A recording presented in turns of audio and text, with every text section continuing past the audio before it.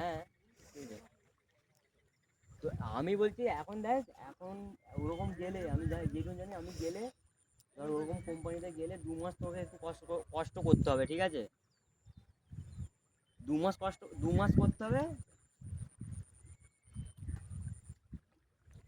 আর company যদি ওরকম হয় তাহলে আর কি হবে, যদি মানে মাসের মাস যদি দিয়ে দেয় তাহলে ওরকম হলে 2 মাস অপেক্ষা করতে হবে। তারপরে মানে প্রত্যেক মাসে মাসে মানে পয়সা ঢুকে যাবে। কোনো মানে বিড়ি কি বলতে চাইছি, মানে বিড়ির দোকান বন্ধু কিনে নিবি তখন মানে